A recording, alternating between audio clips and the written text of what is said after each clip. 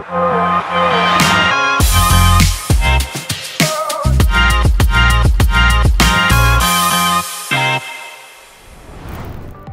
আলাইকুম, স্বাগতম ব্রিটিশ বাংলা ট্রাভেলের সাপ্তাহিক আয়োজন ট্রাভেল নিউজ ব্লিটজ। আমি মুজাহিদ। আজকে আপনাদের জন্য আবারও এসেছি ট্রাভেল ইন্ডাস্ট্রির সকল নিউজ আপডেট নিয়ে। তো চলুন শুরু করা যাক। আজকের পর্ব থাকছে 4টি গুরুত্বপূর্ণ আপডেট। বিমানে ঢাকা করাচি রুট, নতুন এয়ারলাইন্স ফ্লাইট অন, মালদ্বীপিয়ান এয়ারলাইন্স খুলনায় চালু এবং শ্রীলঙ্কার ট্যুরিজম বুম। তাহলে চলুন শুরু করা যাক প্রথম আপডেট দিয়ে। বিমান বাংলাদেশ এয়ারলাইন্স এখন ঢাকা করাচি রুটে সপ্তাহে 3 দিন ফ্লাইট পরিচালনা করতে যাচ্ছে। এই ব্যাপারে আমাদের যে মূল তথ্য জানা আছে তা হলো এই ফ্লাইটগুলোর সময় পড়বে সাধারণত 3 ঘন্টা 5 মিনিট এবং এগুলো হবে নন স্টপ ডিরেক্ট ফ্লাইট। আর যাত্রীরা তাদের পছন্দ মতো বিজনেস এবং ইকোনমি ক্লাসের ফ্লাইট বুক করতে পারবে। এই সকল সুবিধার জন্য রুটটি বিজনেস এবং লেজার ট্রাভেলের কাছে বিশেষভাবে জনপ্রিয়। এবার আসে আমাদের দ্বিতীয় আপডেট। বাংলাদেশের নতুন এয়ারলাইন্স ফ্লাই ফ্যালকন আসছে।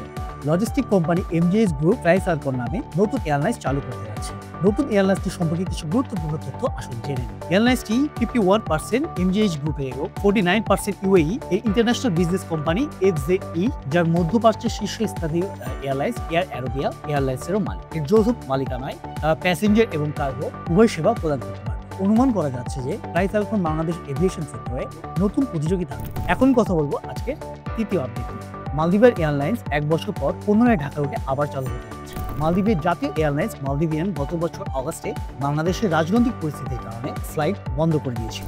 এখন পরিস্থিতি স্বাভাবিক হয় আশা করে যাচ্ছে যে তারা আবার পুনরায় তাদের সার্ভিস চালু করবে। মালে ও ঢাকার মাঝামাঝি এই রুটটিতে সপ্তাহে 5 বার ফ্লাইট পরিচালনা করা হবে। ফ্লাইটের সময় প্রায় 4 ঘন্টা 5 মিনিট। মালদ্বীপ বাংলাদেশিদের জন্য প্রিয় টুরিস্ট ডেস্টিনেশন, তাই এটি আমাদের ভ্রমণকারীদের জন্য একটি চমৎকার সুখবর বয়ে আনে। এবার আসি আজকের শেষ আপডেটে। শ্রীলঙ্কার ট্যুরিজম সেক্টরে অভূতপূর্ব সাফল্য দেখা গিয়েছে। শ্রীলঙ্কায় 2025 সালের নভেম্বরের শুরুতে মোট পর্যটন সংখ্যা 19 লাখেরও বেশি ছাড়িয়ে গিয়েছে, যা গত বছরের তুলনায় 21.5% বেশি।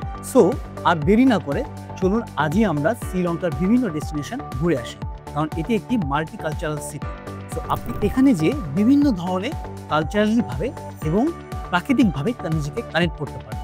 সো আপনারা যারা শ্রীলঙ্কা বা মালদ্বীপ বা এই ধরনের ডেস্টিনেশনে যারা যেতে চান, শীঘ্রই যোগাযোগ করতে পারেন আমাদের ফেসবুক পেজে। আজকে ট্রাভেল নিউজ উইকলি পর্ব এখানেই শেষ করছি।